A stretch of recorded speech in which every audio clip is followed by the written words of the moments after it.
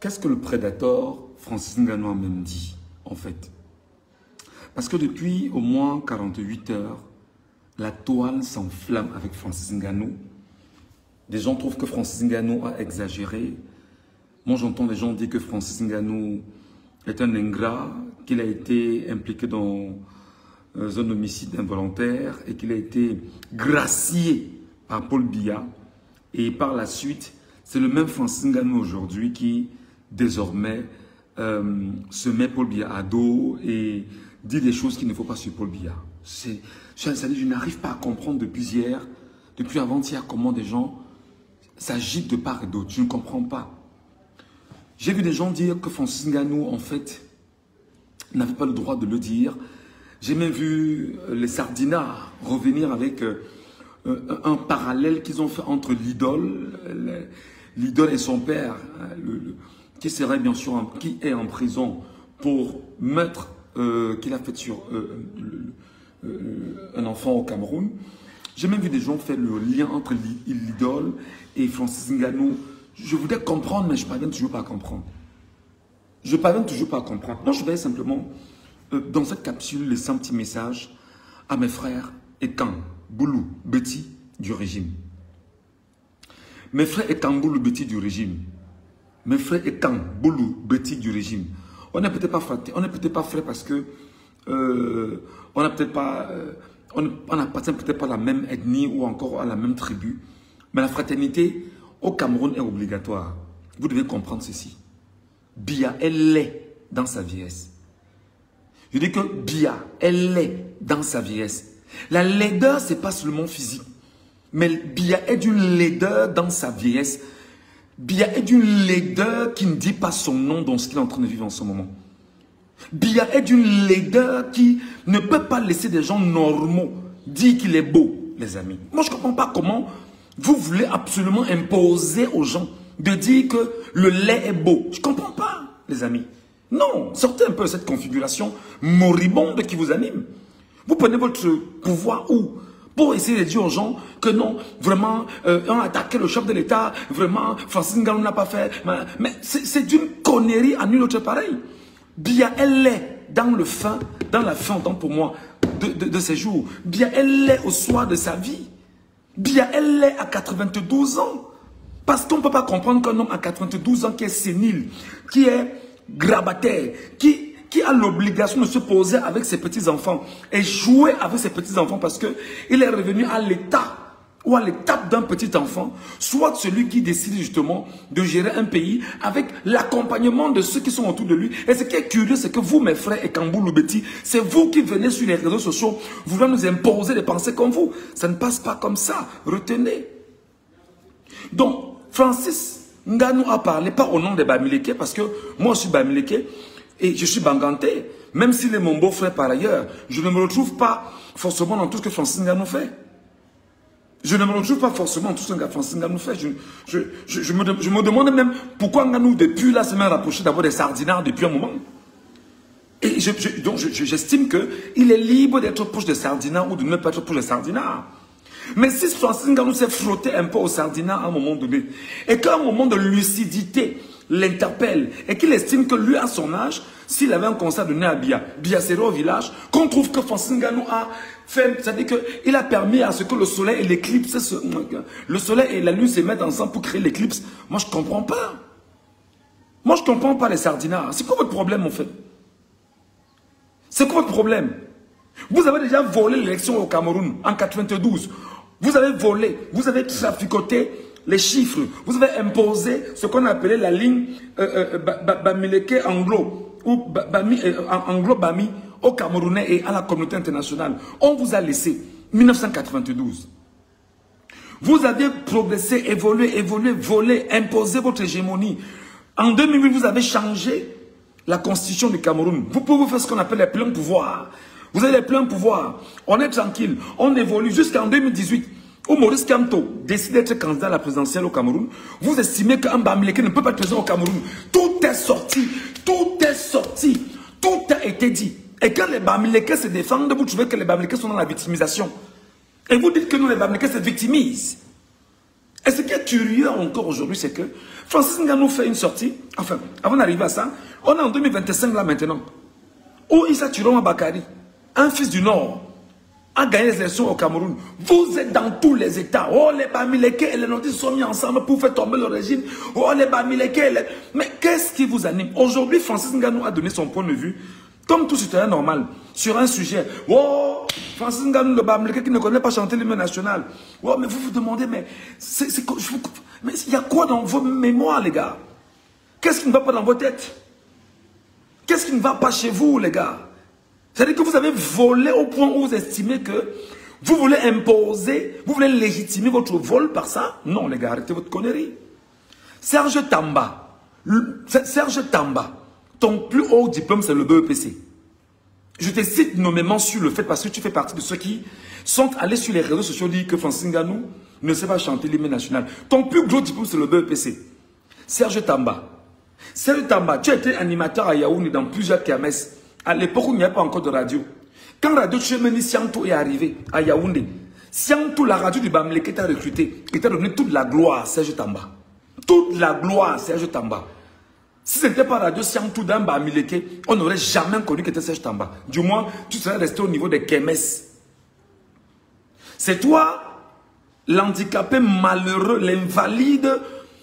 C'est-à-dire que je cherche comment je vais te qualifier, qui aujourd'hui prend la peine de ne pas faire le distinguo entre une position citoyenne et aujourd'hui, celui qui pour toi serait celui qui ne sait pas chanter l'hymne national en français et en anglais. Quelle est l'obligation? Quelle est la contrainte de savoir chanter l'hymne national? Qu'est-ce qui, moi, me contraint de savoir chanter l'hymne national? Et comme depuis, je chante l'hymne national depuis que je suis né, ça m'apporte quoi? Ça me donne quoi? Ça apporte quoi? Quelle est la plus-value dans ma vie? Bah, il n'est pas contraint, lui, Francis Ngannou, de chanter. Je te rappelle que Serge Tamba, tu n'as jamais rien apporté à ton pays. À ta terre, même à tes frères Kamboulou Béti, dont tu te réclames aujourd'hui dans une suprématie. Tu n'as jamais rien apporté. Tu n'es qu'un mendiant reconnu et avéré. Moi, je te connais mieux que bon nombre de personnes sur les réseaux sociaux. Tu es un mendiant avéré. Tu es une calamité reconnue par tout le monde. Et ce qui te plaît aujourd'hui, c'est de chercher à exister. Exister en faisant, c'est-à-dire que, en faisant de la provocation, juste parce que tu veux exister pour qu'on dise que tu es là. Tu ne peux rien apporter, tu n'as aucune formation, tu n'as aucun know-how, tu n'as aucune qualité, aucune capacité. Tu n'as rien.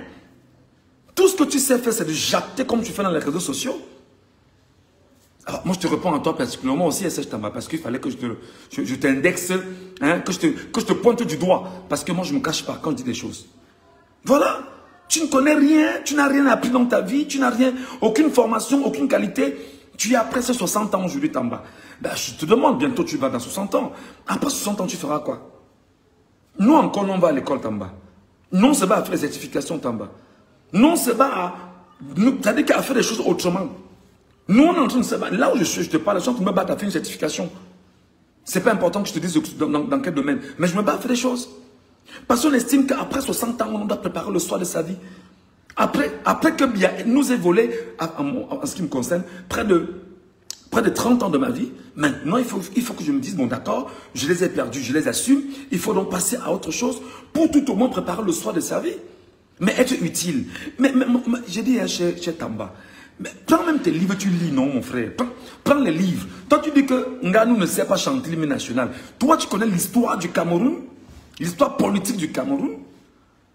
Si on te met l'histoire qui parle bien sûr de 1885, non 1884 à 2025 politiquement, est-ce que je suis capable de faire étalage des faits politiques, la gradualité politique jusqu'à aujourd'hui, Tamba? Moi, vous vous demandez, il y a des vermines qui prennent la parole sur les réseaux sociaux, mais ils se placent où en fait pour parler aux gens? Ils se placent où pour essayer d'apporter, de faire des leçons aux gens? Et ce qui est dur, c'est que vous vous rendez compte que c'est une clique d'incultes en réalité, qui se rendant compte qu'ils sont des incultes et qui n'ont rien et qui ne peuvent rien avoir, vivent de la mendicité. Et c'est la mendicité qui fait bien sûr leur... c'est là-dessus qu'ils fabriquent leur suprématie. Ils n'ont. Francis Ngannou a pris le Cameroun. Il a marché dans le désert. Il n'y avait aucun Camerounais. Il n'y avait aucun ministre camerounais. Il n'y avait pas un indépéciste. Il n'y avait personne du régime, il n'y avait personne du régime. Il creusait le sable à bâtir et partout là, il se battait comme tout le monde. Il a pris le désert, il est parti. Je connais même son histoire. Je connais même l'histoire de ceux à qui il a tendu la main et qui ne l'ont pas aidé. Je connais même l'histoire de son oncle qui l'aurait... Bref, ce n'est pas important. Je connais son histoire, je connais son parcours, je connais les réalités qu'il a vécues. Pour ce que moi m'a raconté, pour ce que je connais. Alors, l'enfant est parti. Il s'est battu comme bon nombre de Camerounais qui a Boza. Il va à Boza, il s'en sort là-bas. Il devient un champion du monde dans sa catégorie MMA. Entre-temps, il revient au Cameroun parce qu'il est Camerounais. On lui a proposé de prendre la nationalité française, il a refusé. On lui a proposé de prendre la nationalité américaine, il a refusé. Mais un handicapé malheureux, corrompu, une bêtise, une calamité en fait, trouve que Francis Ngannou ne sait pas chanter l'hymne national. Mais mon frère, Serge Tamba, il ne sait pas chanter l'hymne national, mais déjà il a refusé d'être français ou américain. Il aurait pu le faire et régner sa nationalité. Il est plus camerounais que toi, qui est resté au Cameroun en mendier, à passer de tel à tel, à chanter les louanges de gens pour espérer avoir un peu de beefsteak, mon petit. Et il y a toi là qui je vais répondre. Il y a un autre gars là qui est en France, je ne connais pas trop qui est en France.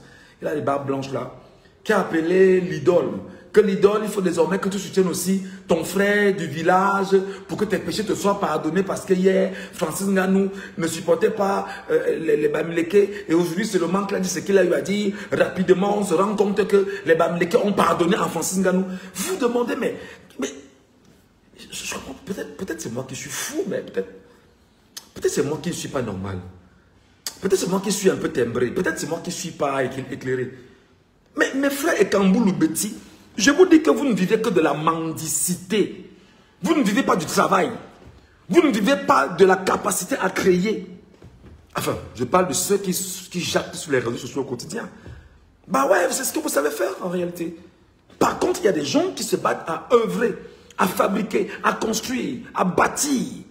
Mais vous, votre rôle, c'est de mendier. Mendier auprès de qui? Du voleur. Mendier auprès de qui? Du truand. Mendier auprès de qui? Mendier auprès du tueur. Mendier auprès de qui? Celui qui vous empêche d'avoir un avenir à Dieu. Mendier pour avoir ce qu'on appelle le petit beefsteak que vous pourrez manger et laisser croire que tout va bien avec vous. Mais non. Francis Ngannou ne vous a rien fait, les gars. Et moi, Bamileke, je n'ai pas envoyé Francis Ngannou le dire. Donc Francis Ngannou a dit ce qu'il avait à dire en tant qu'Ngannou. Point. Les Bamileke n'ont rien à voir dans ce qu'il a dit. Bon, maintenant, moi qui suis Bamileke, j'assume, et d'ailleurs j'appelle les Bamileke à se mettre justement dans ce que j'appelle désormais aujourd'hui l'ordre Bamileke. Il faut que les Bamileke s'organisent. Parce que regardez comment les Bouloubeti et quand les réseaux sociaux aujourd'hui, depuis au moins 2 jours, sont en train d'attaquer Francis Ngannou. Pourquoi? Parce que Ngannou a donné sa position.